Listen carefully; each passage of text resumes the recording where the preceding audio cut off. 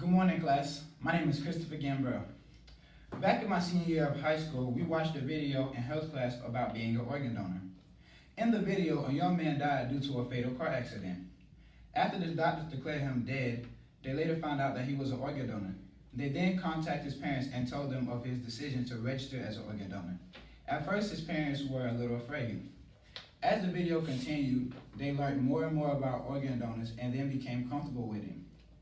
At the end of the video, it later told us about the people that he helped. The young man ended up helping about 4 different people due to his decision to be an organ donor. After the video ended, it got me to thinking, why aren't more people organ donors? Well, according to an article on the Mayo Clinic website called Organ Donations, Don't Let These Myths Confuse You, there are over 100,000 people who are waiting on an organ transplant in the United States. With that fact being stated, today I'd like to persuade you all into donating your organs after you pass away. First, I'd like to persuade you by talking about kidney donating. Then we will move to lung donating, and then finally talking about heart donating. Now, let's talk about kidney donating. Kidney donating is probably one of the most common organ donations that you often hear about. But what exactly is it? Well, it is a surgical process where a kidney is taken from a living or deceased donor and given to a person whose kidneys no longer function properly. This process is called a kidney transplant. An interesting fact about kidney transplants is that the process to donate a kidney from a living donor takes about a year, while it takes from 3 to 5 years for a deceased donor. In the United States today, there are about 100,000 people who are on the kidney transplant waiting list for a donor kidney, according to Donate Life America website. But why should I donate my kidney? Well, since we're talking about donating after death, your kidney will not be useful to you any longer after you pass. After you pass, by donating your kidney, you are giving somebody else a chance to get their life back. Kidneys are an essential part of the body that are needed to extract waste from the blood.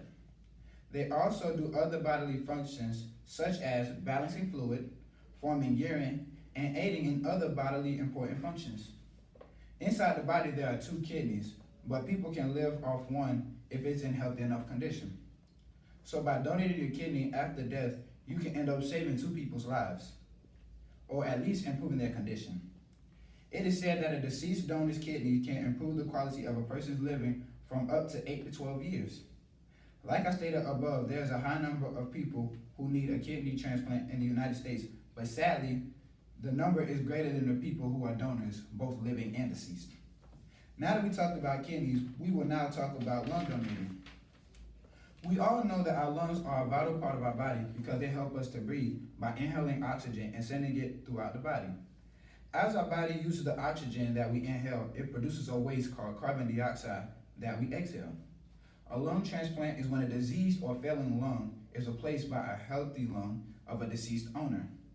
Now, when it comes to transplanting lungs, depending on how bad the condition of the lung, it can either involve replacing one or both lungs. In the United States today, there are about 1,400 people who are on the national waiting list for a lung donation. Lung donations are needed because unhealthy or damaged lungs can make it hard for the body to get the oxygen it needs to survive. In many cases, a transplant is not the first option. Before this is suggested, they are given medication and treatment to see if their condition will improve. If that person's condition does not improve, then the condition becomes threatening, then comes the suggestion of a lung transplant.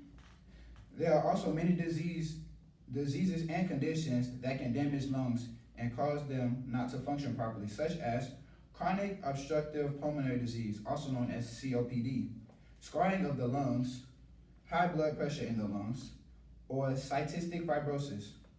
Now, how does transplants occur when a deceased donor's lung is available?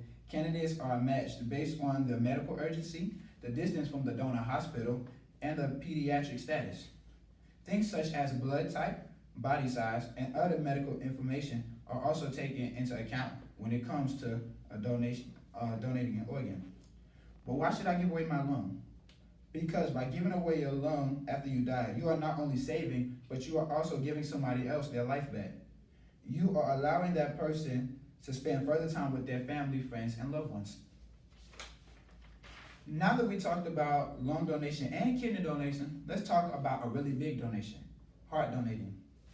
Literally one of the most important organs inside your body is your heart. As we all been taught in school, our heart does a lot for our body. It pumps blood throughout the body and supplies oxygen and nutrients to the body tissue, as well as remove carbon dioxide and other waste from our body. So it's a very important organ that we really can't live without. Well, did you know that it can also be donated as well? Our heart transplant is a surgical process in where a failing or diseased heart is replaced by a healthier donor's heart. Currently in the United States, there are 4,000 people on the national transplant waiting list for a donor heart. Now, like a lung transplant, a heart transplant is suggested after the patient is given medical and treatments to see if their conditions will improve. It is also suggested when there is a heart failure and there are no other treatments but a heart transplant. Heart failure is where the heart can no longer keep up with the workload of the body and begins to function improperly. This could be caused when the body does not get enough oxygen it needs to function.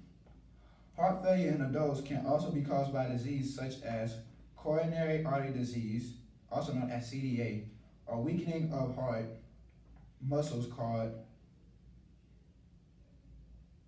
cardiomyopathy, valvular heart disease, a problem presented at birth, or a failure of previous heart transplants. But how does donating my heart help? Again, it's similar to lung donations. By donating your heart, you are saving a life with that of your own. It is said that 75% of heart transplant patients live at least 5 years after the surgery. By donating your heart, you may add years to another person's life, allowing them to spend more time with their family, friends, and loved ones. In conclusion, I feel that everyone should consider to become an organ donor after death. But before I go, I'd like to clear up some myths about organ donating. Some people fear that if they become an organ donor, that the medical staff won't try to work as hard to save their life. When in actuality, when you go to the hospital, they will work on saving your life first.